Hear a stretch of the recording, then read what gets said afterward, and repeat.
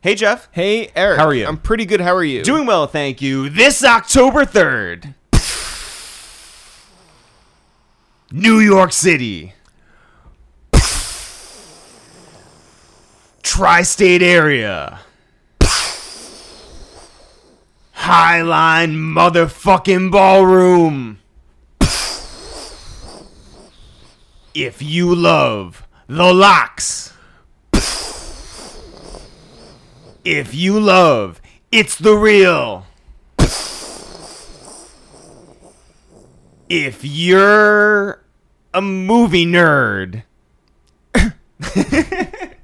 Guys, we're doing another live show. It's going to be at Highline Ballroom. Highline Ballroom, where last year we brought together 10 members of Rockefeller Records. You know who it was. Biggs and Hip Hop and Lenny S and Young Guru and Just Blaze and Jim Jones and Freeway and Young Guns and Chaka Pilgrim and whoever else. And it was amazing. And people were like, how are you guys going to top that? Well, we're not. We're not. But here's the thing, guys. It's going to be an amazing show in a different way. This isn't going to be reuniting Bad Boy Records. It's not going to be like reuniting Aftermath Records. It's not going to be like reuniting Slip and Slide Records. Oh, but that is a good idea. This here is going to be two Jews and two black dudes reviewing the movies live with you guys. We're going to watch a movie and give live commentary right there on the stage with you guys, October 3rd, Highline Ballroom here in New York City. Get your tickets now. Here's why I say that. Because last year, people waited until the last minute to buy their tickets. And guess what? It sold out. Sold out. This year, the best way to not be left outside is to get your tickets right now. Right now? And the best idea is to go to ItsTheReal.com and get your tickets because they are available right now. On ItsTheReal.com. That's right. Jeff, we have watched Coco with the guys. Yep. We have watched Black Panther with the guys. Mm-hmm. We have watched Trading Places with the guys. Mm-hmm. We have gone over Netflix recommendations with the guys. Mm-hmm. I think there's another 1 or 2 episodes of Two Jews and Two Black Dudes review the movies on the way before this show. But doing it live, seeing the faces of guys like Styles and Chic, and we're going to have special guests there, but seeing their faces while they watch the movie, seeing our faces as they say ridiculous things to our faces is the best part of Two Jews and Two Black Dudes review the movies. You have not lived until you have seen Chic hate a movie that everybody else loves. It's really amazing because, you know, the best part of doing this podcast with the guys is that they're real human beings. You know, they're obviously the people that are portrayed in their songs. Yeah. They are obviously the people that you've seen performing rap songs on stage. But when you get them talking about everything from the Koch brothers, I love talking about the Koch brothers with them because obviously there's a political side to them. But when we brought up, do you know the Koch brothers? They were like, we know a lot of brothers who deal with coke. So it's really amazing to get Jeff's perspective, Chic's perspective, my perspective, Styles' perspective. And the movie that we're going to watch, we're not going to tell you just yet, but trust us, it's going to be the most dynamic experience. This is a show that you will not want to miss. Guys, we haven't performed in New York in a year. Yeah. This is going to be a humongous show. Tickets are on sale right now. ItsTheReal.com. Chic, Styles, Jeff, Eric, special guests, special movie, special evening. ItsTheReal.com. Jeff, today on the podcast. Today on the podcast is Joe Freshgoods. The people wanted this episode, and here we go. Joe Freshgoods. Joe Freshgoods has worked with everybody from McDonald's to Adidas. He was in town for an Adidas pop-up. Yep, Chance the Rapper. He did amazing work in fast fashion, which is not something that he wants to be known for. No. But was super effective when he did a Rihanna hat that Rihanna sent a cease and desist about. Yep. He did a Malia shirt that the Obamas loved. But there's more to him than that. We talk about growing up in Chicago. We talk about, you know, what it's like to set up your own business and also to live within your business. Oh, my God. When he talked about having his store in his apartment and you were like, what happens when sus people line up outside?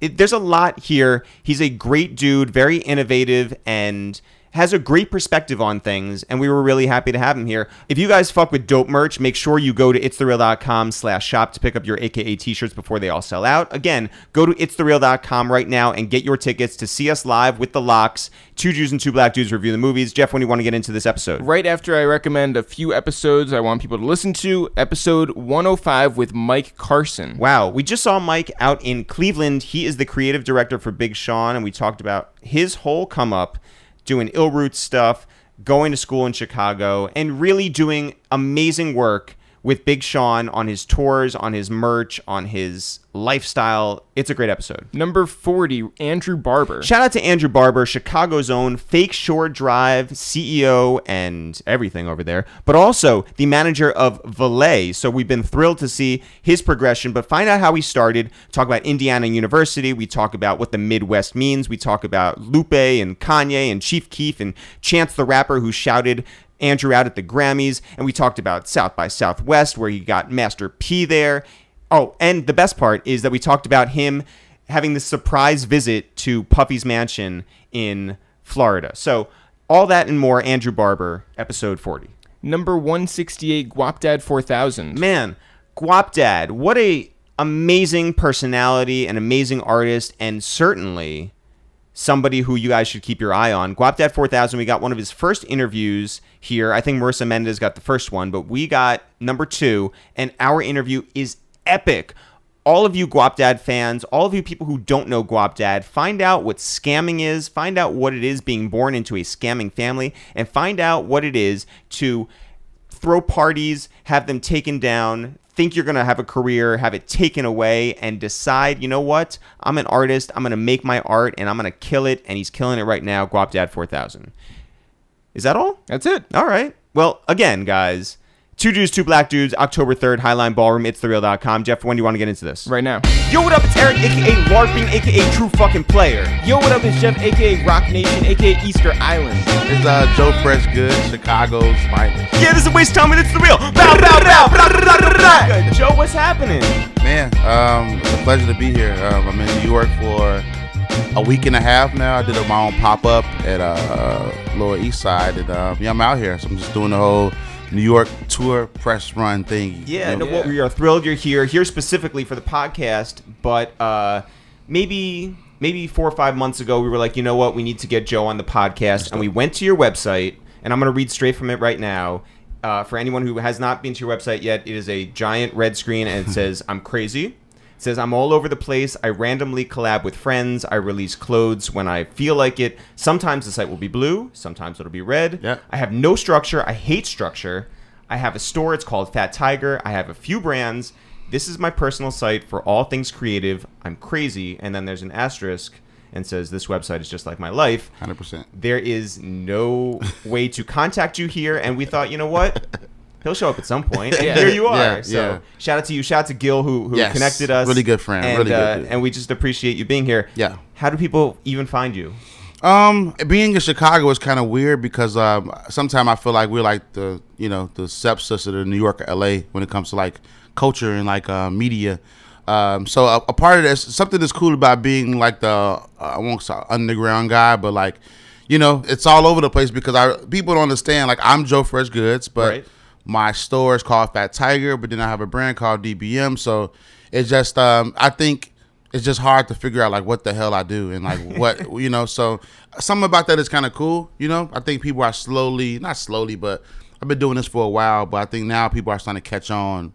The right people are trying to catch on. I still haven't like hit mainstream yet. I would think, but yeah, I like it like this. I like it like hard to find. It's just You don't have to put like promoter / Yeah. designer / manager / like all in your bio. Definitely. I mean, my email isn't like all of my handles, and I check it. But now I have like a whole team, an assistant, and everything. So I'm like, I love not being organized, but at the same time, as life get busy and like I'm have a whole business, I have to be organized, you know. So What do you put on your tax returns is the biggest thing, I guess, right? Oh shit.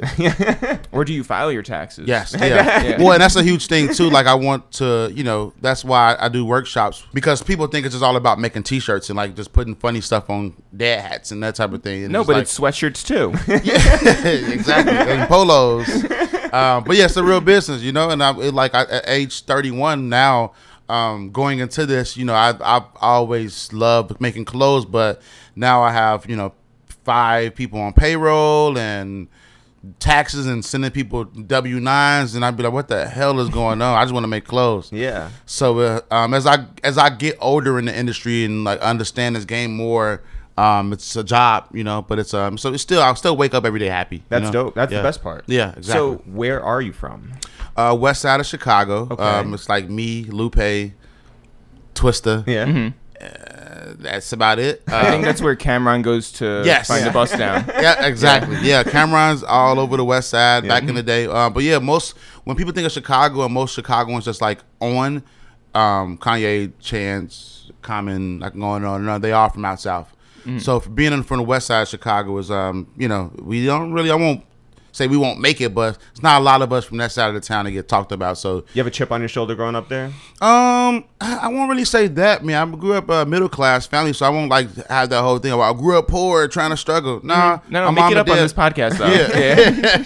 You know what I'm saying? My mom and dad had really modest jobs. You know, I wasn't privileged, but you know, I wanted to have lunch money, so I started making T-shirts in high school, just the way, because I don't like ask people for money, so like I didn't want to ask my mom and dad for pocket money. How did you make T-shirts? So, my first shirt ever, and I really hope somebody can find this one day, but it was that era where all the NBA players were getting in trouble.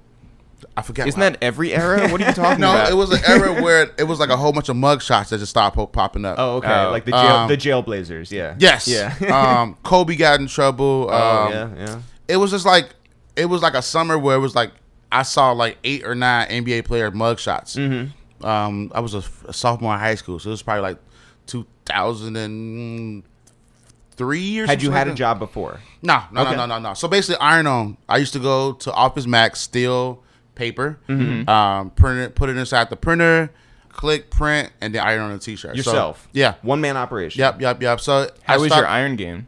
It was cool. It was like I used to press the shit out of the shit. You know, it was like, you know. And then Cameron with pink. So it's like I made the mugshot T-shirt, and then when Cameron started wearing pink heavy, I wanted to do that, and I realized it wasn't really. That's before the brand started getting into making pink stuff. I think Nike had came out with some Nike pink and green shoes. It was slowly starting to become a thing. So I just made Pink Panther shirts. Pink Panther shirts was like my thing. So yeah, that's kind of how I got my start, just selling it throughout high school. Do you have any other siblings? Yes, I have. Oh shit, I have a lot. Well, my father's like a hoe, so he has like 30 kids. Whoa. Yeah, not really. Like, But a light 30. Yeah. Yeah, and then I grew up with my 2 brothers. Usually older? you're the oldest. Yeah, young. oldest out of everybody. Yeah. Where'd you get your style cues from? You know, I consider out west similar to like Harlem. You know, like that flashy ghetto, like, you know, like that hood rock star vibe. That's like growing up. That's what I saw a lot. So it was all about kind of being flashy and doing stuff that people wasn't doing. I remember my first time doing something to clothes was cutting. I saw Dipset, some Dipset video, and I just went to the beauty supply, got some pink bandanas, had one of my homegirls sewing on some jeans, wore it to school, first day of school, and I was like, I feel like the man. Yeah. Look at my pink bandana jeans. Yeah. You know, The ones that Cam had. yes, I pretty much just made that for myself, and it was like, oh shoot, you know, it was kind of cool. Can anybody look fly in gym class? In gym class, man, not really, because the shorts be really little. The T-shirts are always kind of whack, so not really. Nah. When you're moving around high school and you're trying to make your own style, is it hard when people want to dress just like you?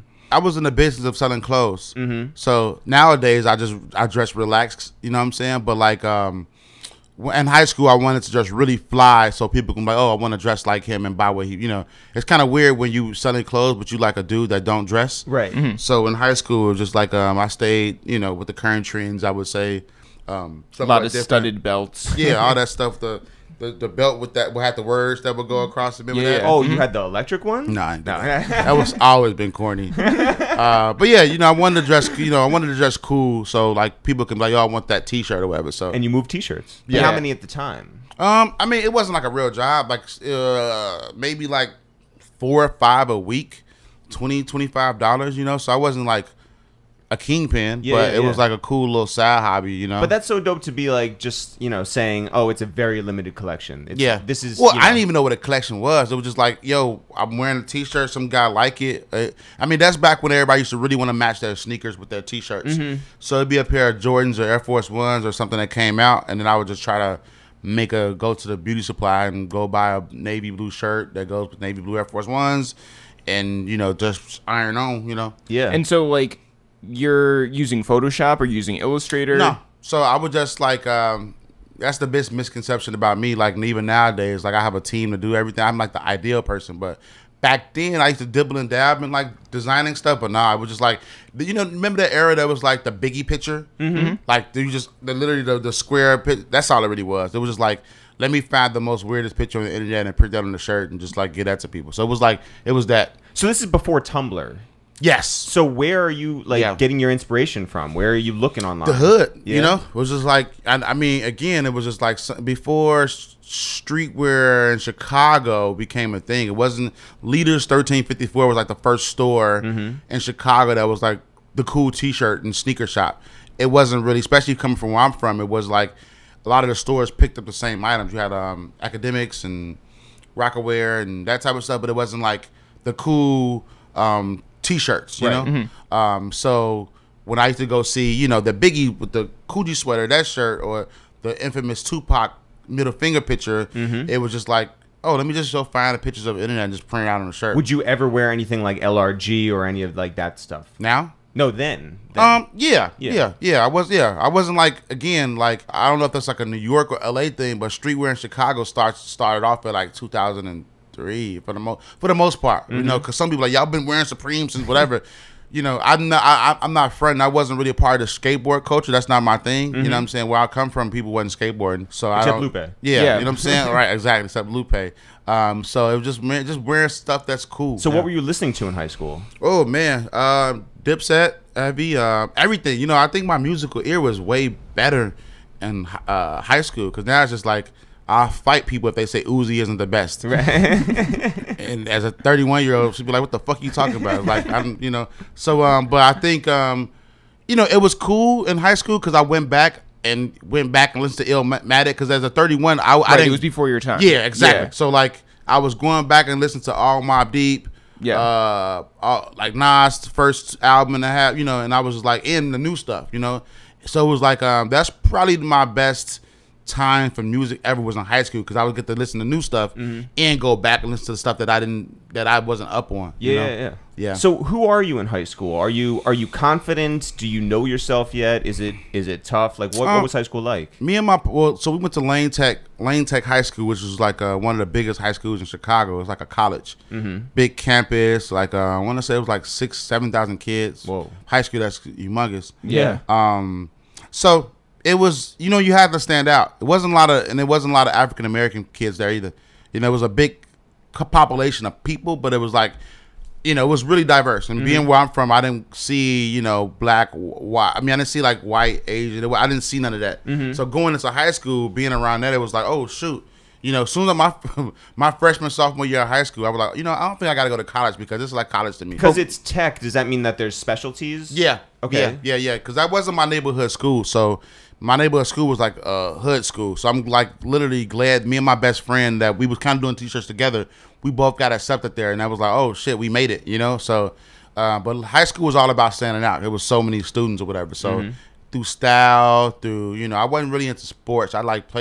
I tried out for football. I used to think I could run fast, but how did you find out that you couldn't?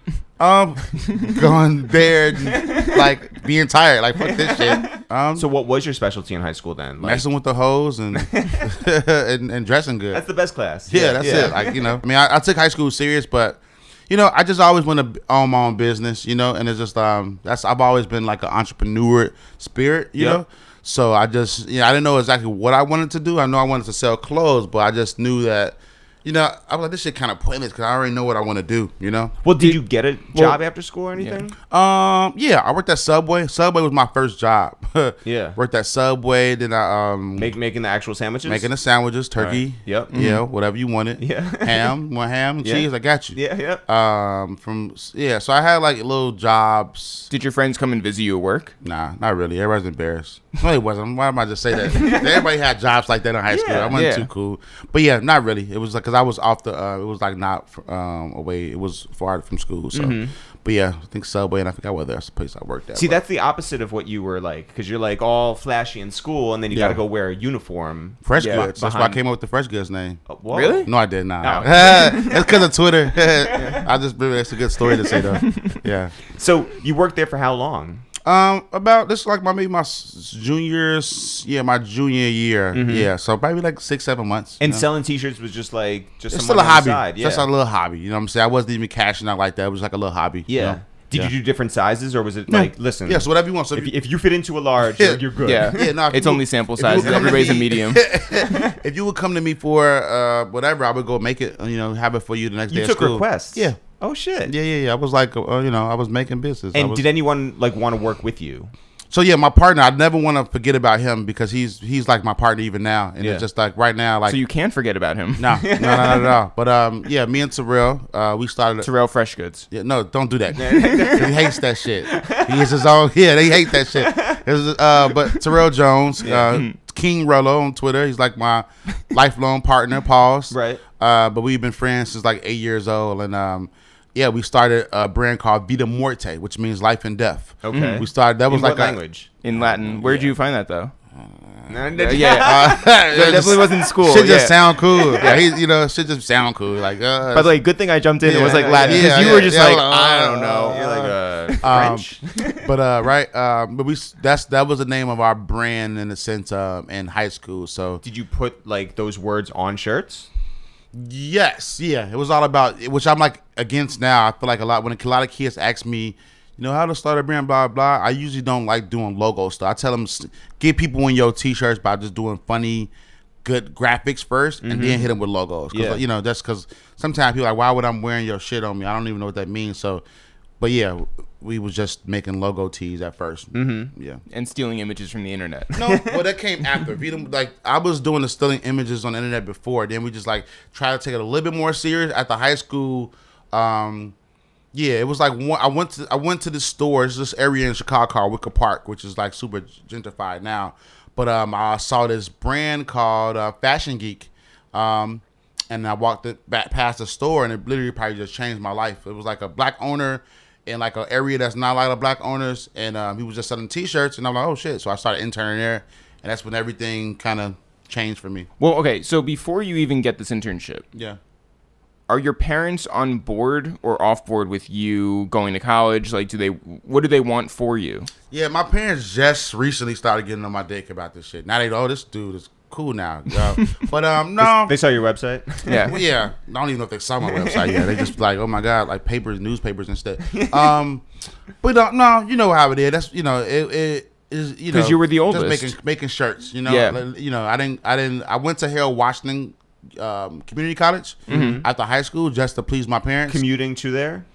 No, it was like it was. Or you stayed there? It was downtown. It was like downtown Chicago. So the community college was like I stayed in my mom's and dad's crib, and I would just like do 3 days out of the week. I worked at Niketown at that time. Oh. So I worked at Niketown. What were the benefits of working in Niketown, by the way?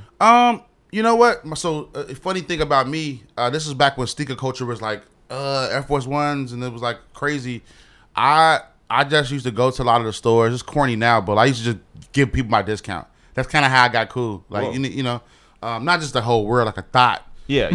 Like I'm just a discount thought. No, I You wasn't. had to earn it. Yeah. So like people just know me. I used to come with fresh shoes at school, and like if it was like the big homies that work at the shops that didn't get certain shoes, they just take care of them or whatever.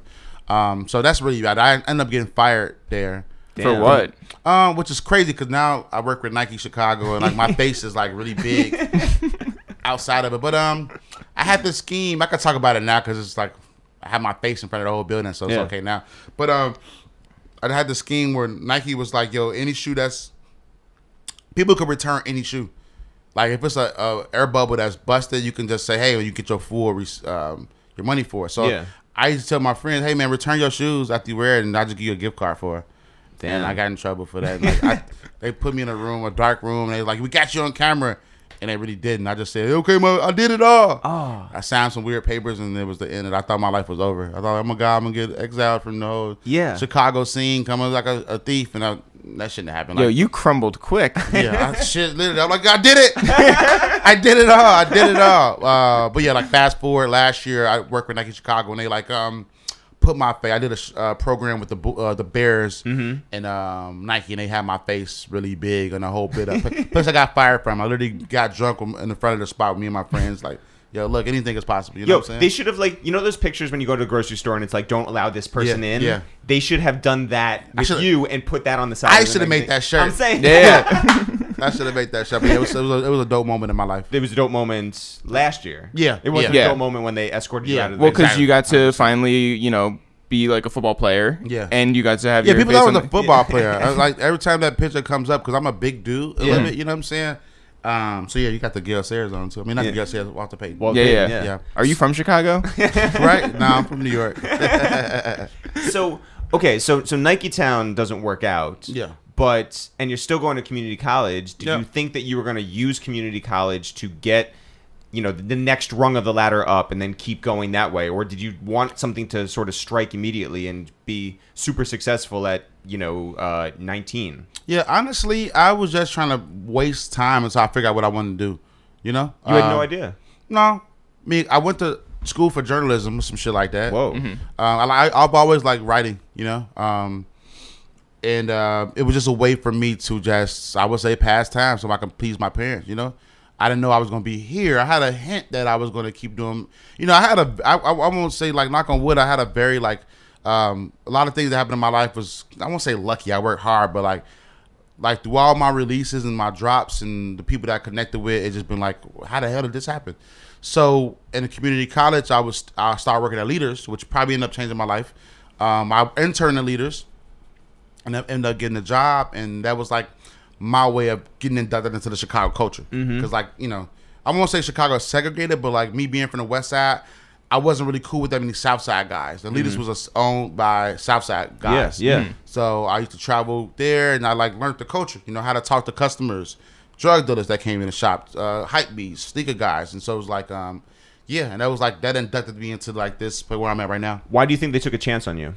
Well, me and my partner, they thought you were a football player. Yeah, they thought me was a football player. And we could bring people in. No, I don't know. It was one of those things now where I just like, yo, I'll do anything. I'll fold shirts or whatever. And it's weird now as a store owner now with so much internet. I get that DM every day. Like, yo, I'll come from blah, blah, blah to work for you. But I think this was like pre-internet, and I just, pull it up. I tell kids all the time, like, sometimes like I get so many DMs and emails a day, you just got to pull up on me.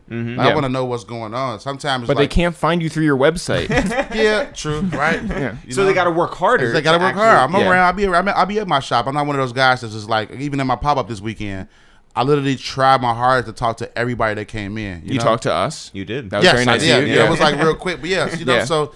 I just like to be personal. You got some people that have brands and you never see them. They just drive their fancy cars and just take these kids' money. Are you talking about Michael Kors? Hilarious. A lot of that's funny as hell. So I just learned early on to just be hands-on. If you want something, you just got to get it. Yeah. When Leaders, I just folded shirts. I did what I had to do to make money. Well, even before I got paid, I just did what I got to do. Said, I'll be here whatever hours you need me.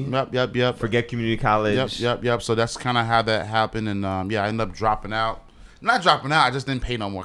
Drop out sounds so intense. I dropped out of school. I mean, it is very Chicago. Shouts to Kanye. Right. Yeah. You stopped paying tuition. Exactly. That's all what happened. It was a quick little So then it just I just worked the Leaders and start coming up like that. Does Leaders have beef with RSVP? So were you looking at them being like, fuck them? This is pre-RSVP. So you don't even think about them. No, well, that's why I think it's my job to tell people how important Leaders, because Leaders is starting to get forgotten. Now, in 2018, I'm really him as a black owner in Chicago before St. Alfred, before RSVP, before Notre Shop, and these are all my friends, all these shops. But nowadays culture is moving so fast. I hate saying, I don't think leaders maybe adjusted to the times. You know what I'm saying? Mm-hmm. But they're still legends. I have leaders tattooed on me. Like what he did for the culture in Chicago. A lot of the rappers coming up with Chance, me, Vic Mensa. So a lot of us that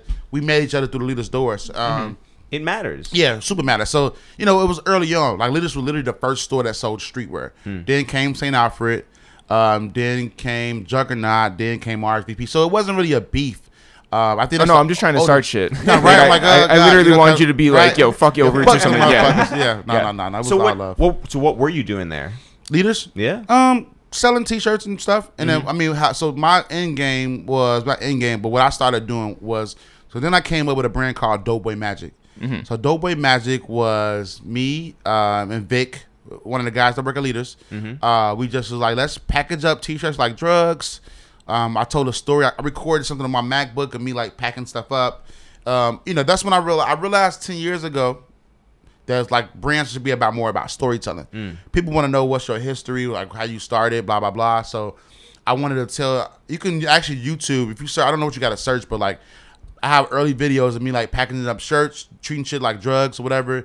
So I started selling my T-shirts under the table at Leaders. That's dope. So at first Corey, that's the owner of Leaders, he didn't really mind, but after a while it was like people would come in the shop, ignore everything that was in there just to buy my stuff, and I just take it out of my book bag. Hey, here's your shirt. So that's kind of how I got my start as far as like selling T-shirts. Again, I was like working for if I'm working for you, and I'm selling my product at your store. It was like, I was bogus, but yeah. Well, there was no thought of him like being like, you want to know what, I'm going to put these around or no?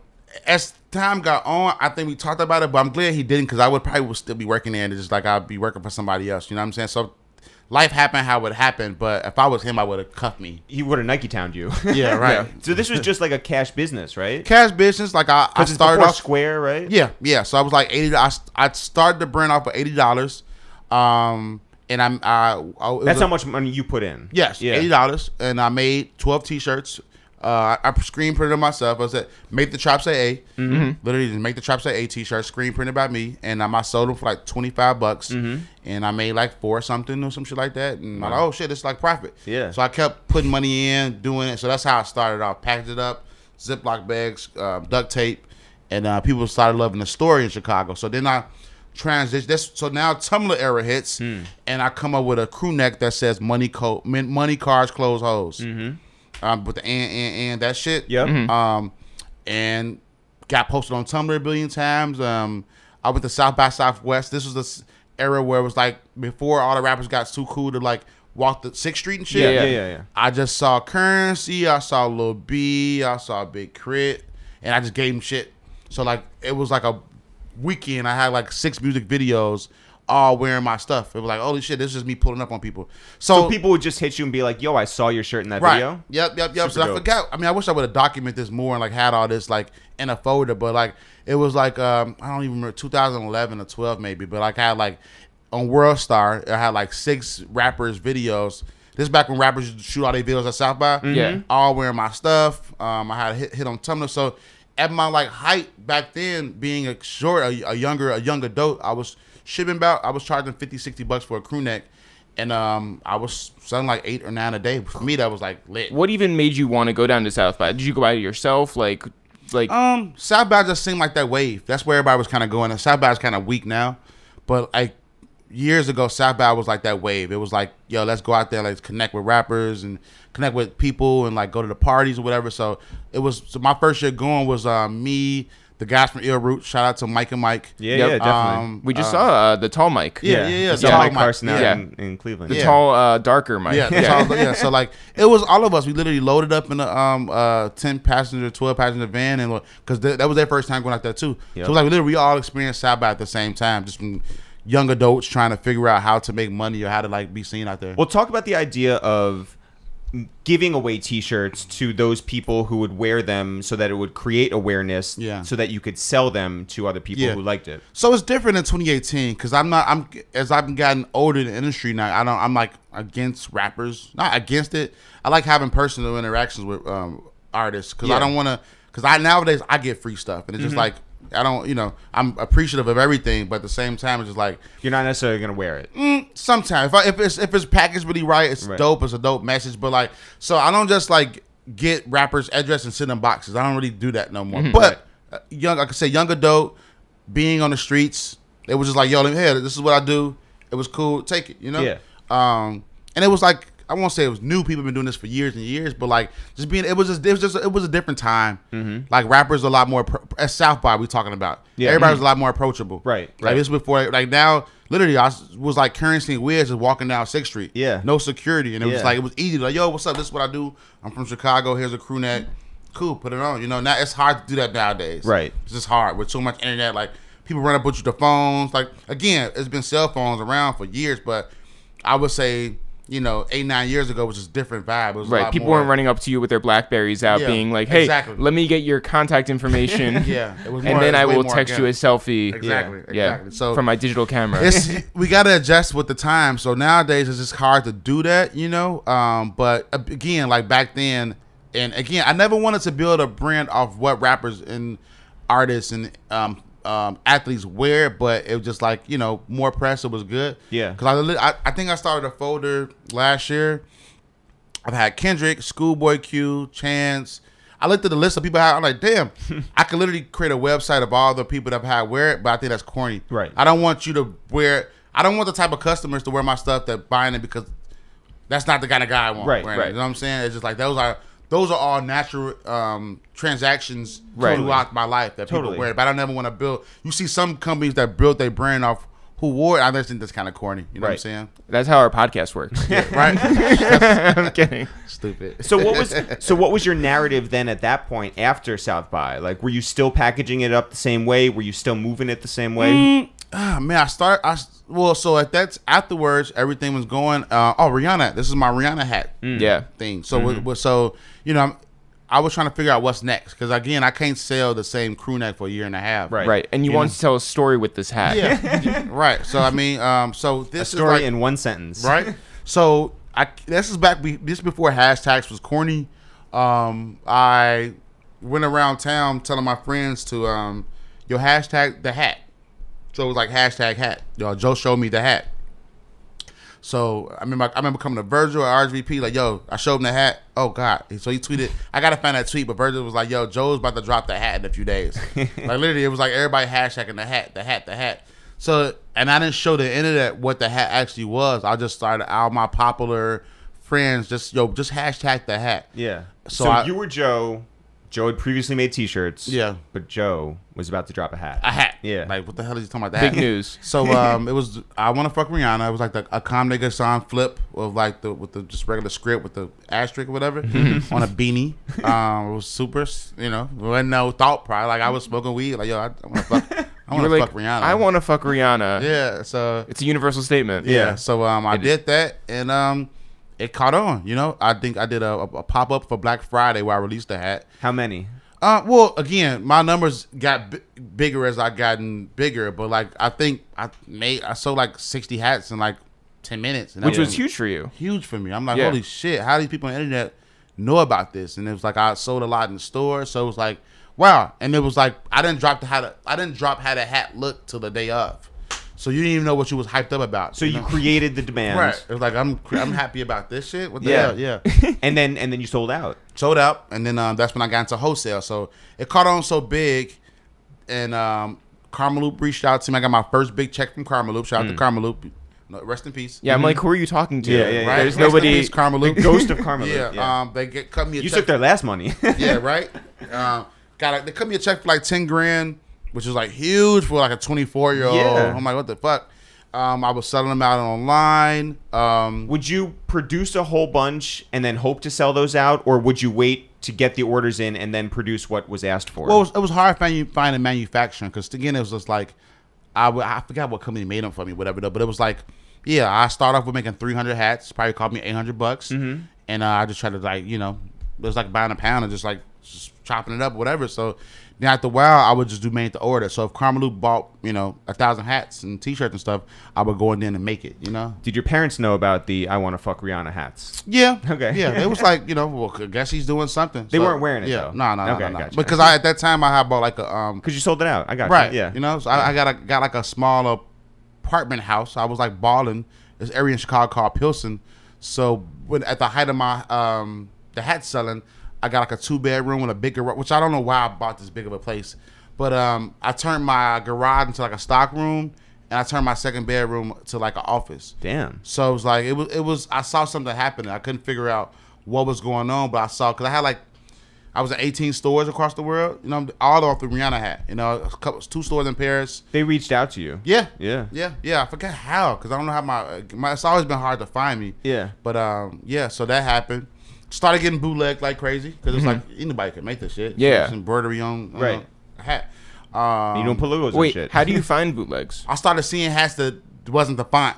Yeah. Like that's not my font. Yeah. It was But like you would see them on like Tumblr, or you would see them in Tumblr. I remember going to New York, seeing them in Chinatown. Like that's my hat. And again, I don't own that. I didn't know how that even worked. Yeah. Right. I got to end up getting a cease and desist from Rihanna team. How did you celebrate? Man, I was sad though because I didn't understand the art of cease and desist. Now I love cease and desist. Like got you, motherfuckers. Yeah. But I was sad because my money maker is over. I gotta figure out what's How am I next. gonna fuck Rihanna? Yeah, exactly. Yeah.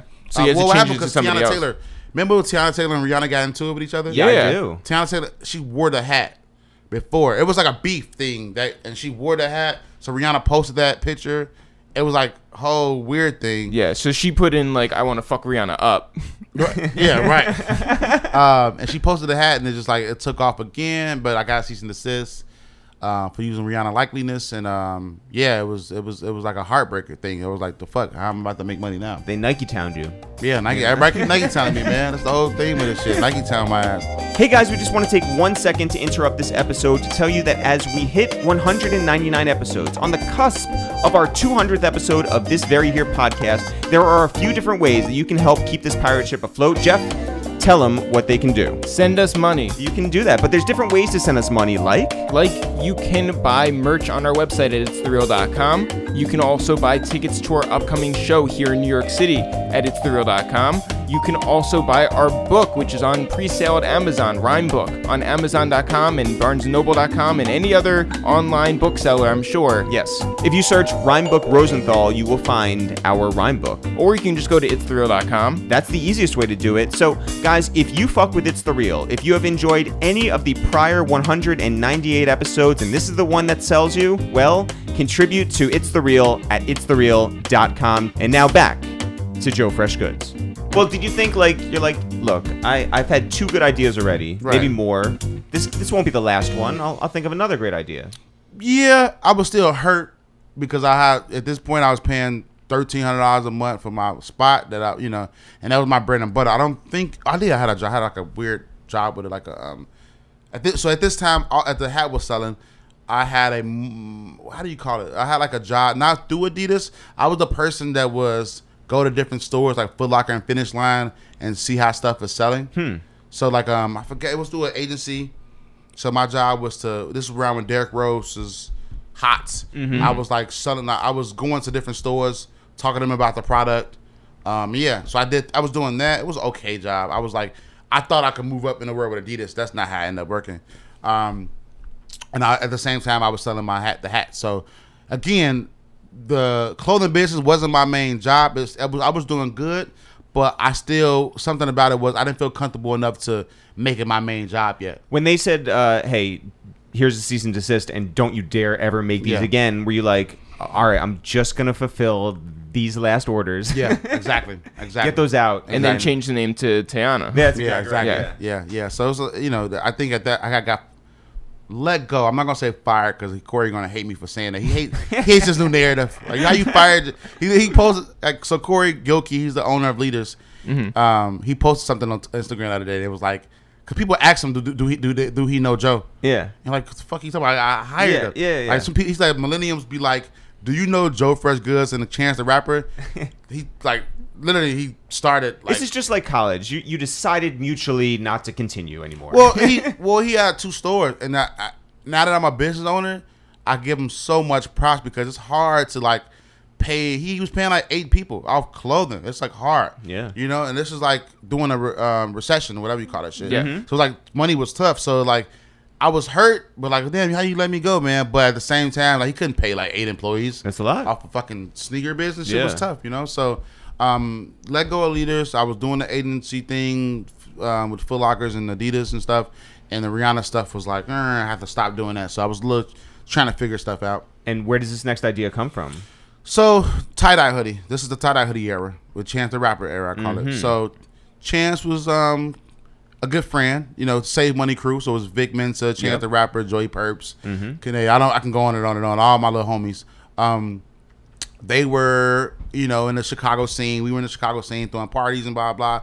They were like the little homies. They're like 5-6 years younger than us. So we would sneak Chance and Vic into parties. Like, you know, they were like our little bros. So at the same time, I came out with a hoodie. So the brand was called Doorway Magic. So I came out with a box logo hoodie with the tie-dye hoodie before, like tie-dye was like, you know, huge as it is. Did you do the tie-dye yourself? No, I found a company that was like selling tie-dye hoodies as a blank, so I just printed on top of that. You know? But people loved it. Nobody in Chicago, it was like 2013, everybody in Chicago had this hoodie. You know, no front. Everybody in Chicago had this hoodie. So at this time I had a storefront. My first so after I moved from this apartment, second with bedroom, garage. yeah, I moved to it. So one of my friends, Trash Hand, he's like a huge Instagram photographer. Before this became a thing, we lived together. I found a spot in Pilsen. It had a storefront in the front and a apartment in the back. Whoa! So I opened up on weekends. This is when my tie-dye hoodie was really pumping. So I had to sell the hoodies, sell them online, and I was doing good. And at the same time, Chance was bubbling too. So Chance didn't take that hoodie off. Chance, like literally, it was like you can like Google Chance the Rapper first performances, and it's like he's just wearing my stuff. So he's taking off, I'm taking off. He's wearing a hoodie. I remember one day he came to my house because he lost the hoodie or some shit, and I was like, he only had one. I only gave him one. He just wear the same shit. Yeah. Size medium. Medium. Okay. Yeah. Medium. Yeah. Medium. Smutty medium. And I was hurt because like, how you gonna lose? This is my bread and butter. But I gave him another hoodie, and he like wore that in one of his first videos, Juice, whatever, something. And I just went up after that. So it was like people start calling it the Chance hoodie, which just pissed me off. But has my logo on it. Yeah. Yeah. Right. Yeah. So that was like the hype. That's what the tie-dye hoodie was like. The evolution of my. So what do you think Save Money was going to turn into? I knew it from the start, and I not to be that guy, but like, you know, back in the day, Vic Mensa used to rap his ass off as like a 15-year-old. I remember him rapping off "Get Money," doing like he changed it to "Save Money" and he like freestyled it. I wish I could find the audio of this shit when he was 15 rapping, because that was like the hardest shit I ever heard. Chance wasn't really rapping like that. It's like at first it was like really just Vic Mensa. Yeah, you know. So did you give Vic a sweatshirt? We took care of everybody, but like it was just like you know it was tough because it was like 15 to 30 of them, all the little homies. So I couldn't like it was a business. So, but I knew it. Not to be corny, but I knew they was gonna be like who they are now. You know what I'm saying? Yeah. Is there anybody from Chicago that you didn't know would make it? Man, let me see. Shoot, he's not from Chicago. I don't know, man. Everybody. It was a period of time where Chicago was that hotbed, and just like. You know, Rocky Fresh, and this was Keith. I didn't know Keith was gonna be that big because first it was like a Chicago thing. Yeah. You know, I'm like a part-time DJ when I get bored. So I remember playing 300 and a lot of the stuff first in the club and seeing the reaction. And it was so raw. Back when Lil Reese and everybody them like taking off Dirk. I didn't know it was gonna get so big though. I couldn't have called that. Did you know all those guys? King Louie, everybody? I can't front like that. That side of town, like I don't consider myself a hipster guy, but like I was cool with a lot of the skateboard kids and like a lot of the rappers that was just like part of my community. I wasn't like I'm not from out south. Yeah, so a lot of the drill scene, which I hate that word. They were I wasn't cool with. I respected their work, and I ended up meeting them in the future, but I wasn't cool like that with them. Did you know Andrew Barber was gonna make it? Shout out to my buddy Barber. Fake Shore Drive was like. The shit. That was shit. Yeah. Comments was crazy. Like that's the height of the blog era. Like, you know what I mean? So like you wanted to be on Fake Shore Drive. I remember like he gave me my opportunity. Like I think I did through Complex. You did a hot like 100 bars. No, I did a top T-shirt thing. The top T-shirts of Chicago history. And he posted on Fake Shore. There was like so many comments and like I did the best dressed rappers. That was my time. I was an editor. I was a writer for a couple days. You did like journalism. Yeah. So I did like the best dressed rappers in Chicago. Who was the best dressed rapper? Man, that caused me so much friction. Because it was you just put like Chance the Rapper. No, I didn't. He wasn't even on this. You were like, he wears my sweatshirt. I think I had Keith at number 1, and it pissed everybody off. And I was just going on pure influence. Yeah, the True Religion jeans, that whole wave. It was like it's big. I saw people. Burberry belts. Yeah, I saw kids dressing like him. So it wasn't like who I thought had personal style. It was style versus influence. Yeah, you you know what I'm should saying? you should have just said Cam and then just like shut down. Right. So, what is the toughest part at that point in your life having a brick and mortar? Well, it wasn't a real brick and mortar. It was like Sorry, a brick and mortar apartment. Yeah. I mean, a spot, like a real spot. Nothing really. It was like I mean, I would have. You know what it was? I realized I'm putting my address to the world. Yeah. That's tough. That was the thing I realized. Again, you're talking about our podcast. Yeah, we have people come up here to our No, apartment. this ain't apartment. That was the thing, though. I was like, I thought about it before I thought, wait a minute, I'm actually putting my address. Yeah. I'm tweeting my address every weekend. You know, so something about that was weird, but I didn't think about it then. But like, Well, did anybody sus show up or no? Yeah.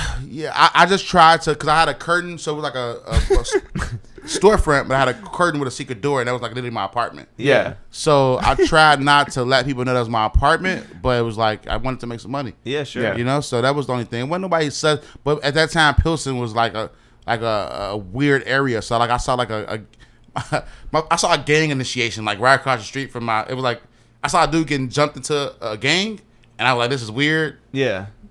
I'm confused. Do you want to buy a shirt? Yeah. Hey guys, do you want to buy a shirt? Yeah, we make them in red too. Yeah. Was there interest in getting your product into any of the other pop-in stores around town? No, I mean, again, I've always liked hand-to-hand sales and like talking to my customers. I want to know who's shopping with me. Right. I want to know how they look. I want to know how they, what they talk about. Right. So I realized that's why I started doing pop-ups. I think I did a pop-up. So at that time, I did a pop-up in Chicago. At a tattoo shop, shout out to Great Lakes Tattoo. I did a shop in their basement. I did like $13,000 in 2 days. I was like, holy shit! I felt like Supreme or some shit like that. That's a big. So that's when I realized I should open up a full-time store. I was like, wow, this is amazing. So that's when the birth of Fat Tiger pretty much happened. I was just like, online sales is cool, but I need to be hands-on because like making that much money off a pop-up shop. I was like, holy shit. So that's like the thing that did it for me. Why Fat Tiger? So again, I'm Joe Freshgoods. My brand was dope. I didn't even tell you about my dope story. That's like a whole thing too. But at the time, my brand was called Dope Boy Magic. But I had my partner doing his brand Vita. So at that time, I know he's gonna kill me, but I started focusing more on Dope Boy Magic, and I kind of like stopped doing Vita Morte with him. It was more Morte than Vita. Yeah, exactly. So is he just finding out right now? Yeah, so I love you to death, man. But no, that's what happened with that. And Fat Tiger, we opened up. Well, but it came out of, so you had a Dope Boy Magic, and then there was another brand called like Dope Boy Fresh or something. No, so all right, so rewind. So as Chance is wearing the hoodie, I'm starting to take off. The tie-dye is blowing up. It's a brand called Dope Couture. You heard of Dope Couture? Yeah. Well, no. I mean, Well, only Dope because I researched this. Okay. Yeah. So Dope Couture is like a brand. If you ever saw people wearing the shit that just said dope. Oh, Yeah, I have seen yeah. it. And the D and the O overlap? Yeah. I know it, yeah. Yeah. So they corny now. Fuck them. Yo, they were corny then too. Yeah. But yeah, I got a letter in the mail because from what the owner is just saying, basically, yo, you gotta change your name. Like, we cool, Joe, but like I bought the word dope from a rock band, so he literally sent cease and desist to every brand. He put a lot of people out of business because that was a time, it was like that dope fresh era in streetwear. So everybody was making shit that says dope. Yeah. So yeah, He owned the word dope. yes, yeah. I didn't know there was like I mean, at that point, I had friends that was lawyers, and they like, yes, it's in there. I didn't know you couldn't even do that. But he got it from some rock band. Like I don't know how the shit worked. He out. wanted you to just be Boy Magic? Yeah, That's like a kind of cool rap name. yeah, Boy Yo, Magic. Boy Magic. Right? Yeah, Boy Magic. For like 2009. Right. Yeah. Yeah, exactly. But yeah, I was scared. I didn't have no. He offered me $1,000 to change my name, and I was like, "Yeah, you tripping?" So I ignored him. Kept ignoring him, And I got some real scary papers in the mail from like I got served, and I was like, holy shit. So I just agreed to change my name to Don't Be Mad, which is a diss. People do not know, like literally. So the smiley face, I hate saying it's not because it's all about this. It's kind of corny now, but I adapted Don't Be Mad, was a moniker for like, yo, I'm going through so much in life. I'm not mad. Just gonna keep on like doing my thing. I adopted the smiley face, so Don't Be Mad was DBM, which used to be Dope Magic, so I switched it over. There you go. And started doing the smiley face. I thought people weren't gonna fuck with it because it was kind of like slick too positive, you know? Right. Yeah. To go from Dope Magic to Don't Be Mad was just like, what the hell is he doing? Mm-hmm. So I did that soft change and with the smiley face, and people ate it up. You know? Which, by the way, you still have those little like rugs. Yeah. With that smiley face. Well, I'm still doing stuff. I tweeted like maybe a couple of weeks ago, like no shots to no brand now, because I didn't make the smiley face at all. I'm not saying that, but like 6 years ago when I changed my name and did a smiley face, it was a reason. Yeah. I didn't do the smiley face because it looked cool, and now it's like a lot of brands are using a smiley face a lot, and it's just like, so it's just time for me to retire. Like really right now. Yeah, like super. You know what I'm saying? So I just decided to just change. Well, not yet, but like this is like my last year using this. So I'm like, every t-shirt I drop, like a lot of stuff I do is like hidden messages and subtweets. All my shit now is just subtweets. All I do is release subtweets all day. Being closed. But yeah, so like my every time I do a pop-up in the city, I'm like slowly killing the smiley face off. Okay. That's like my thing now. So like You get sadder and sadder. yeah. And then so Fat Tire came. I didn't want to, as terrible as it's gonna sound, I didn't want to have a hip hop sounding store. Fat Tire Workshop, you don't know what they sell. I like that. Yeah, Vic Lloyd was one of our partners. We was just drawing names and trying to figure out stuff, and we wanted to do workshops because my biggest thing is I don't like take for people. If people shop with me, I want to give back. So we always plan on doing workshops for youth and just people in general. That's dope. Fat Tire Workshop. That's well, yeah, not dope. don't say that. That's right. just that's cool. cool. Yeah. But FTW, it's all about being able to play around stuff with t-shirts and just, so it just worked. The FTW, Fat Tire Workshop, it was just, So who approached you and was like, I want to partner up and do like 1 million t-shirts. I don't want to do a limited collaboration. I want to do like 1 million. Nobody. Yeah. I mean, even now, fast forward to success we have now. I've this year alone, or the last 12 months, I've worked with Nike, Adidas, which is hard, by the way. People don't. I can't to work with both. Yeah, and that's like I'm not gonna. There are conversations. Yeah, it's a lot of conversations now where it's like it's gonna be stopped because But I'm gonna end up writing a book about the last 12 months of my life because I want to inspire people because just like so I've worked with this year Nike, Adidas, Foot Locker, Hennessy, McDonald's, which was a good one. It's a big one. Yeah, it's a big one. I've been all over the place, and Valet, which is like I don't want people to be able to pick my collabs, so just like I Valet like the rapper. Yeah, the rapper. Mm-hmm. Yeah. So I always like to switch stuff up a little bit, So and it's hard to talk about deals because I don't want to give up secrets and like Right. but I want people to be like, yo, you can do it too. You just ask for what you would ask for. You tell them what you want to do, and if they believe in you, just do it. Well, okay, then generally speaking, how long is the creative process from conception to execution? So I have this thing where I just use my notebook, and like I have like maybe like at least 80 notebooks since like 2004, where I just write down my ideas and like sketch stuff out. From the Rihanna hat, like for me smoking a blunt and just sketching out a hat that says I want to fuck Rihanna. Yeah. It's not really like again, man. A large part of my career has been like, and I hate that people define me as like fast fashion, but like again, like if we moving on to the history of my career, when Kanye tweeted that he is not tweeted, but Right, he said he was on the VMAs, and Right. he said that he was running for president, and that he said, listen to the kids, bro. Yep. So I don't know how, but I have such a great relationship with my printers and manufacturers. I ain't gonna say their name. No, don't give it up. Nope. Yeah. Shouts to them, but shouts to them. So I built a very, very good relationship with them to the point where I know I probably annoy them, but I'd be like, yo, I got an idea. Can y'all print this for me tomorrow? And they showed me super love. So when Kanye went through that whole, thing, I tweeted, hey guys, I bet y'all I'll have a collection in 2 days, and it got like 1,000 retweets. And like, holy shit, I was just joking. And I ended up making a design.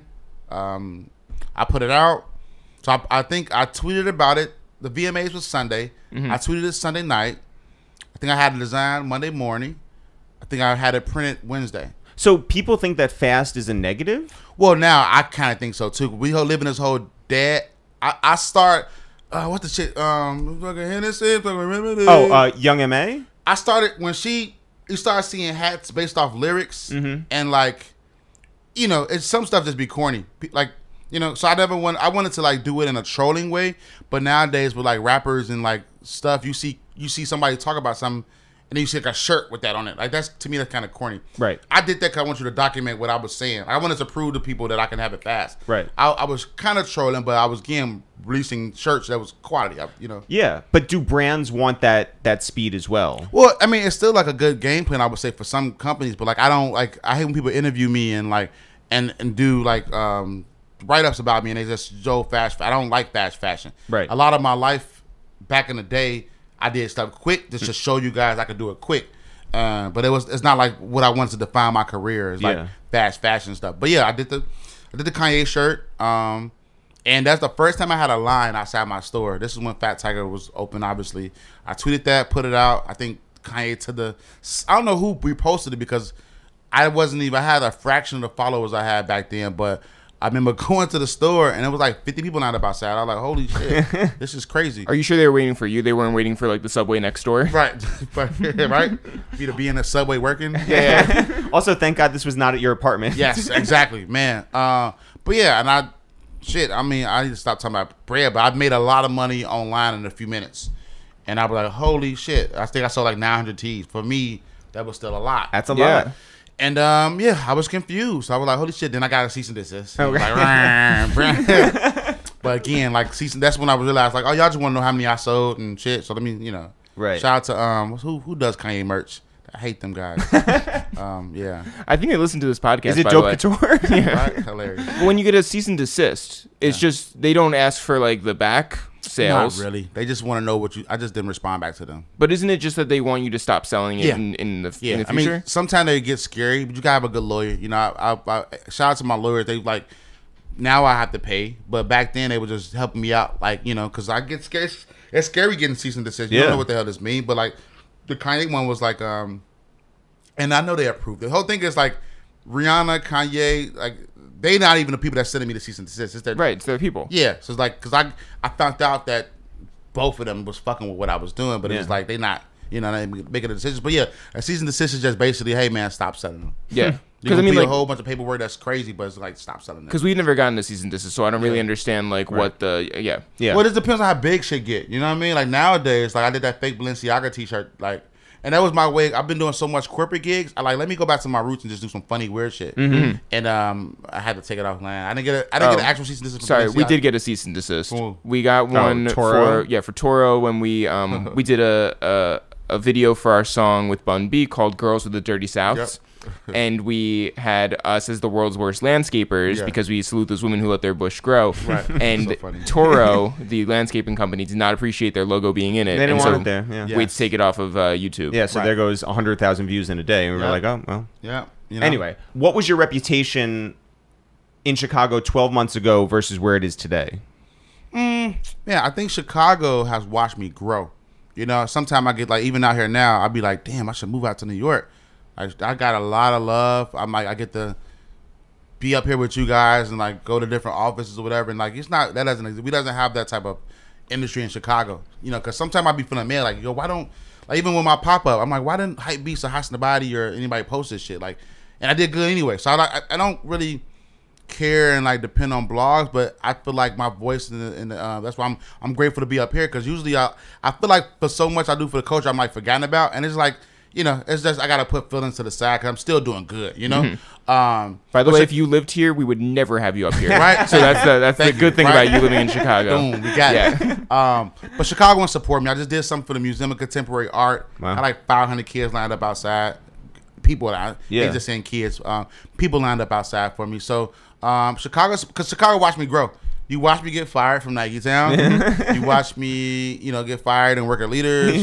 You watch me open up my own store. You watch me have a child that I like always post online. Like, you watch me, and I'm like not hiding. Like, I'm easy to find in Chicago. I be at the bar drunk. Yeah. Like, I'm like an easy to approachable guy. So you watch me and Chan's organic relationship. Like, you watched all this. So I think Chicago supports me because it's just like, no, he's one of ours. You know, I've wanted to attack streetwear in Chicago. I've always noticed the guys wear the New York Pride stuff, like the Yankees hat, the Supreme New York, LA, blah, blah.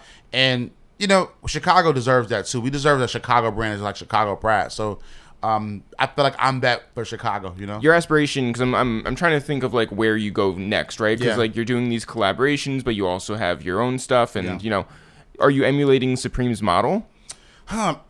Well, you know, as weird as this sound, even being in New York this weekend, and I hate to bring up race again, but like a lot of kids, like, yo, you're like my Black Supreme. That makes me feel good, you know, and just like it's needed. A lot of people, again, where I'm from, a lot of people don't make it, you know. So, even if you're not fucking with my designs and like, yo, Joe shit, okay, it's just like what I'm doing right now is I'm hoping to open the door for other people behind me, you know, coming up next. So it's just like I just know I have a voice that needs to be filled, and like if you look, a lot of people that own these brands don't look like me, you know.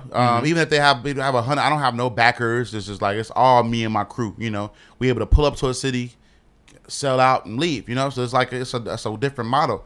So you know, it's always like I'm just trying to show people the way. A lot of the collabs and a lot of stuff I'm doing because it's like, yo, it's possible, you know. Yeah. Did you make a conscious effort to work with these international brands rather than just Chicago specific or Midwest stuff? Oh, well, at this stage in my career, I don't know how they found me on my website either, but like now I literally I just get an email like y'all can talk about this. Like, so when I got approached by McDonald's, I got approached by Wendy's as well. Wow. It was crazy. I'm like, who's trolling me? Literally, I got an email from Wendy's. So is it just like, that's so weird. Yeah. Yeah. It's always happened with competing in brands. No, the weirdest thing is that Subway's never hit you up. Yeah. Oh, true. Can we talk about that story? Yeah. I can be like the Black Jared. Like, come on, man. Fuck with me. Yeah. Damn. No, not the Black Jared. Because Jared was doing some boy magic. Fuck. No, not Jared. Like, no. But yeah, let's move on. But yeah, like, it was like, who's trolling me? Like, why am I getting hit up by like a blah blah blah and their competitors? Like all year has been like. So it's like something that's going on with something in the world it's a blessing. But I got hit up by Wendy's for a project, and I was like, cool, let me consider it. And I got hit up McDonald's, you know, but you know, so it's like, you know, so that's, I don't know how they find out my information. Like nowadays, when you Google me, more stuff is getting added to my resume, but it's literally been all like the last 12 months. You know? Do you want to also work with like smaller brands? Like, I mean, like, I know this is like a very weird example because the place closed down like a few years ago, but like I would have loved to see you do something with Hot Doug's, the hot dog shop in Chicago. Yeah, but like I feel like there are like some cool smaller places. Yeah, well, because what's weird is I still think I'm small. I'm not big headed. You know, like I did good this weekend with my pop up, but like, you know, still like I don't get mentioned with the guys in fashion. Like I don't. Again, I'm not chasing blog support, but I don't get posted like that. You know, I'm just all grassroots. Me to my followers. So it's like maybe I gotta wipe that from my head. I think I'm not big, but like a lot of my collabs, I'm like, how the hell did they hit me up? You know, and I'm getting bigger and bigger, but at the same time, I still think I'm still climbing that ladder to get mentioned with the other guys. You know? I mean, do you have a publicist? No, because that would. I guess that's that's what people tell me. I just like, again, I don't want to pay nobody $2-3 grand for like, you know what I'm saying? Just like it gets tough to realize like what do they, you know? Because again, I still like being underground. You know. Something about me, I feel like the currency of what I do. Yeah. Well, then how do you rectify that with like working with a McDonald's or working? Is that just for the bag? I mean, like I know that you did it for the inspiration, but like, you know, something inside you has to be like, well, this is sort of against my character. Well, you know what? I was just talking to a lot of homies about that. I think industry look at me like, damn, how did you finesse them? It's not like I got one weird comment where it was like I get like 500 people like, yo, we love, thank you, you're doing good. And then one comment be like, yo, don't let them suck your energy away from you. But honestly, at this stage in my career, people are like, yo, Joe, you finessing these companies. Let's get it. It's not like they take it. I mean, and then again, I'm going to talk about this like in a book or something like this, like down the line. But like, I literally walk into these offices and tell you what I want and will do. So it's like, you know, it might seem, I don't think it's quick. Because even like with the McDonald's project, sometimes I cringe when I see kids wearing what I made. Because it's like, damn, y'all wearing this McDonald's. But it's like, again, coming from where I'm from, it's like it's an underlying message between, and then it's like real talk. I'll be like their third or fourth pick because a kid will say no, a babe will say no, and just like, you know, I got people I got to feed. I got a family, and it's like it's not a bad look because I do McDonald's and I do valet. Right. Like you can't call what Joe is going to do next. Right. You know? Yeah. You know what I'm saying? Because at the same valet hasn't blown up like that yet. He's slowly climbing there, but a lot of my customers like, who the fuck is valet? No, but I think that's dope though that you're like, all right, yeah, I'm gonna work with this giant brand, but I'm gonna kill it. Yeah. Like it's not just like you're mailing it in. Yeah. Like so we in 2015 we sold a TV show to MTV. Yep. And MTV is a place that like everyone has these conceptions about, and they're true. Yeah. But we were like, no, we're gonna kill it and we're gonna change it. And people looked at us. They're like, yo, that you can work with, that you guys can maintain this credibility. Yeah. But work with a brand like that. Yeah. Means everything. Yeah. So we totally like. Yeah, and like again, a lot of people come to me like, yo, how did you finesse them? And I love that storyline. Sure, but you are. I don't want people to misconstrue that and say like, yeah, he's finessing it. Like you don't have the bona fides to back that up because you did put in that time, those hand to hands, and that work. Yeah, and again, I wanted a resume builder. I wanted to show the industry like, stop reaching out to these other guys first. You know, because I think sometimes companies be like, we can just give Joe X amount of dollars and it'd probably be cool. I think I showed McDonald's, because for that day, McDonald's numbers were way better. Like I had a line. So that was I wanted to always know, can I do 20 pop-ups in a day? So like that was like a resume builder. Like I had 5 stores in New York, 5 McDonald's in New York, 5 in Atlanta, 5 in LA, 5 in Chicago. So it was like, I was thinking to myself, are people going to line up for this McDonald's merch? Again, you got to buy a Sprite to get the shit, but it was just like, well, I mean, that's a low barrier of entry. Yeah, right. Yeah. But I literally had a line outside of every McDonald's in every city, and I was like, wow. And for me, you know, those usually get any blog support. That was like crazy. That was like, wow. Yeah, but now you've reset the bar. Now it's like you move on from there. Yeah. So where do you look for validation in 2018? It's tough. Pop-ups, you know, not through companies, not through money. It's more so like literally like I'm so tired, but I literally tried. I took a lunch break for like an hour. I went on my pop-up this weekend, and some kid tweeted me like, oh my God, I came all the way to Joe pop-up from Philly and he's not even here. Made me feel bad, but like, dude, I gotta eat. Yeah, right. But literally just talking, right? Yeah. I gotta talk. I like feeling part of the community. I get validation off people, you know, because I realized that my stance in this industry is like just being for the people, you know. And then hearing all these New Yorkers talk, because Chicago, you know, that's my hometown. So like, but New Yorkers are like, where you at? What side of town you from? Are you from Harlem? How long you been in it? Like I've been following you since, and it's cool to hear where people start following me from. Yeah. Like what item? Was the Rihanna hat? Was the Kanye shirt? Was it like the tie-dye hoodie? Was it as the Obama project, which changed my life? So it's just cool to hear people's stories, and like, you know, I get, not saying I'm not confident, but like I'm not a cocky designer. I don't walk around like my shit don't stink. So me doing pop-up, I don't do wholesale no more. You can only buy my stuff online at Fat Tiger or at pop-ups. So it's like, you know, I'm not like hard to get, but pop-ups allow me to talk to people in different cities to figure out. Like I went to New Orleans and I was like, yo, these kids really fuck with me. Yeah. Like they're telling me like Katrina stories, and they're just like, damn, you know, I can't be for no other brand around the world, but like my goal is to just like inspire. That's all about inspiring kids. Absolutely. And then what about like, you know, you've reached a certain level where you're now like, you know, hanging out with like Don C or whoever else. Like, you know, like that's got to mean something to you as well. Man, like Don C, he's always been like an OG to me. I call him up. Like it's a lot of these deals coming through. I know he did a lot of stuff first, and this, so it's like, yo, McDonald's offered me this. What'd you think about this? You know, so yeah, but like, you know, Chance has been a friend. Vic has been a friend. Like Smoke Dizzle is one of my really good New York friends. So these are like all these are like real friends. You know what I'm saying? So it's like yeah, it's just all natural. I don't want, at this stage, it's weird blowing up at like 31. You know, 'cause I'm 31 now, and it's just like I'm tired, man. I don't be wanting to like do all the industry like networking shit. It's just like I just want to put my clothes on and just like go to sleep. Yeah, you know. But I think there is something about enjoy it while it's happening, you know, like, and it happens when it happens. Like a lot of people are like, oh, it should happen at 18 or it should happen at 22 or should happen at 25. We say this all the time.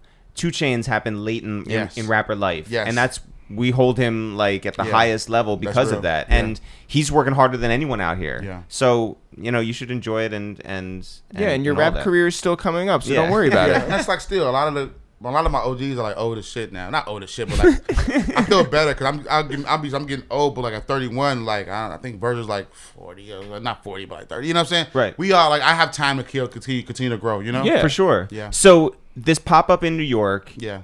is now moving to Brooklyn. Yep. And that is lasting until when? I haven't announced it yet, but by the time this comes out, Yeah. When is it coming out? We don't know. Next, Yeah, maybe next week. Yeah, I so don't by know. the time it happened already. But yeah, so I'm doing a pop up with Adidas. Tripping Thursday and Friday, and then I'm doing a workshop on Saturday. So And what can people expect at the workshop? I think people like hearing my story, you know. So I'm just gonna tell my story, ups and downs, and then we'll print shirts with some people. That's dope. Yeah. Oh wait, talk about the Malia thing real quick. Oh, so yeah, so like, you know, a highlight of my career is the Obama collection. Obama collection was like, yo, and a part of again, I hate the word fast fashion, but at the same time, there's some stuff that happens in the culture. I'm like, yo, somebody got to make a T-shirt about this. Like when Prince passed away, I was not thinking about money. It was like, yo, I want to see a Prince T-shirt, and this before the whole hip hop shirt shit got corny because it's kind of corny now. But I was like, did the hip hop Prince shirt, rest in peace. I think I gave them away, and then you had to buy some from my shop to get one. Sprite. But again, it was just like just the fucking hilarious. And it's just like some things in culture, I just feel like I look up and be like, damn, nobody did a shirt off this. Let me just do it. So you know, one of my happiest days in life was, I don't know if it was like this around the world or in like around the U.S., but like when Obama won the presidency, Chicago was so lit. I Yeah. mean, it had to be. Yeah. Like, God, it was like in Grant Park, they shut down the Yeah, park. yeah. They had the Obama thing everywhere, and it was like, you know, Chicago is a violent city, you know? There's a lot of stuff that goes on that's like unfortunate, but like that day, that night, it was like everybody hugging and kissing each other. It was like it was like, you know, I was kind of young when the Bulls was winning championships, so I didn't get to see the craziness of the Bulls championship run, but like Obama winning, that was like I never saw Chicago that lit, and that everybody was just so full of love that night. So that's always been something that stuck out in my head. So I mean, you could say what you want about his, you know, politics and, you know, presidency, but again, being a black man and the president, that was like a huge thing for me always. So when his presidency was over, I was like, yeah, I would love to see an Obama jersey. That should be lit. So I was just like, I don't think nobody will do it, so let me do a collection. So I made a collection. I made an airbrushed wedding T-shirt with I googled their wedding, and I just just married with the. Well, that was pretty lit. I did a Malia. Like the Harvard. Yep, Harvard. She's going to Harvard. I put it's okay, we all smoke at the bottom. Like a hidden message for her. Michelle Obama went to Whitney Young, which is a high school in Chicago. So I did a Whitney Young's Dolphin T-shirt, class of 1981, something like that. Yeah, everything was specific. It's like if you know, you know. But again, like you have to Google and find out about every shirt or whatever, you know. So I put the collection out. It went really well. Chance came in my store and was like, yo, this shit fresh, but take it offline and I'm gonna help you sell it. I'm like, what you mean? He's like, just give me 20%. We can figure it out. And I was like, what the hell? You wear my clothes for free all the time. Like, you know, what the hell? Man, we friends. I love Chance to death, man. That's like my brother for life. Yeah. He didn't have to do that. And it's like, You're like, save money, goddamn it. Right? Yeah. Right? He dropped the collection. We shot it. I shot the little book with Chance. We dropped the collection, and it went crazy. Like, that was the thing that was when I got that was like when the blog started, like, yo, you know, and so I'm forever grateful. That was like literally like the collection that just put me up there as far as like people knowing my name a lot more. You know what I'm saying? They've like brought a lot more followers to me. A lot of people started my career off at the Obama stuff, which is just last year, but you know, what it is. And you never got a cease and desist from any of them. No, that's the thing. Like, because I could have easily went downhill, but you know, through Chance again, his relationship with Malia, I got that picture, and I was sitting on that picture for like a year. Yeah, you know what I'm saying? Because I didn't want to post it because I think she looked high in the picture or shit. So I didn't want to, like, you know. So I was like, I literally just like posted it and it went up. But yeah, she like I got word that the Obamas like fucked with it. And it was Did you ever think about putting that picture of her in your shirt on a shirt? Now we got our collab. Yeah. Fuck. Now we got our collab. I didn't think about that. Shit. Yeah. Well, congratulations on everything. Like, really, from making T-shirts back in high school when you couldn't run to being on a hell of a fucking run right now. Yeah, so thank you. We're really, really thrilled that you came up here. And Yeah, I hope that you and Jared continue your boy magic. Stop it. I don't know why. That's like This interview was so good. I said, yo, I'm gonna be the Jared. I was like, I thought about like the shit. Yeah. Oh man. Well, we really appreciate you. Congratulations. Same. Thanks for having me. No problem. Thanks everyone for listening to this new episode of A Waste of Time with It's The Real. Jeff, if people want to find out more about us, I'm Eric, you are Jeff. We, together, are It's The Real. If people want to find out more about our upcoming book, our upcoming tour, actually, by the way, upcoming tour dates, plural, so look out for that very soon. If people want to find out more about our merch, if people want to find out anything about us, where can they go? You can always go to ItsTheReal.com, ItsTheReal.com, ItsTheReal.com/shop for all of our merch. Yes. ItsTheReal.com/tour for our tickets. Yeah. ItsTheReal.com/nothing for just anything. ItsTheReal.com, that's where you should go. Yeah. You can always go listen to all of our old episodes and our new ones at SoundCloud.com/awasteoftime, or you can go on iTunes, search for A Waste of Time with It's The Real. We are also on all streaming services for our music. Teddy Bear Fresh, still on all streaming platforms. Yeah, if you haven't had a chance to listen to it yet, now is the time before we drop new music. Get acquainted. Fuck with it. Pass it along to friends and family and put it on those playlists. It's The Real on all streaming services. You can always find us on Twitter at It's The Real, Facebook at It's The Real, Instagram at It's The Real. I am also on Fortnite at It's The Real, and I am terrible. We're terrible. I am mediocre at best. But you know what? You're getting better. Are you? No. All right. Thank you guys, first of all, for being such strong advocates of all the good work that we've put in over 199 episodes. We want to shout you guys out for shouting us out. So, Jeff, who do you want to shout? I want to shout out a couple people. I want to shout out Alex Sampson, for one, who is definitely listening to this episode. Shout out to Alex Sampson, who is one of many people who recommended that we get Joe Freshgoods on the podcast. And Alex Sampson has also been a great supporter and a great friend for as long as we've known him. I also want to shout out Dimples out in LA. Yeah, definitely shout out to Dimples. Who I told her that I'd been running and that I'd fucked my ankles up by running. And she sent me a care package out of the blue, which I just got right before this. That's very nice. Where she sent me some ankle braces for my fucked up ankles. How nice is that? And she also said that even 85-year-old Jeff Goldblum needs to recover sometimes. She said that? Yeah. That's smart. Yeah. Jeff, I want to shout out our friend Gil. Gil, who goes by old.soul on Instagram, was not only a major figure for us in terms of getting all of our dope merch printed up, so shout out to him for that, but he also was the guy who hooked us up with Joe Freshgoods. Gil is clearly a guy who can make things happen. One more time, go to ItsTheReal.com and get your tickets for Two Jews and Two Black Dudes Review the Movies live October 3rd at Highline Ballroom. ItsTheReal.com. As always, guys, not for real, for real. Sure. We'll see you guys next week. Right.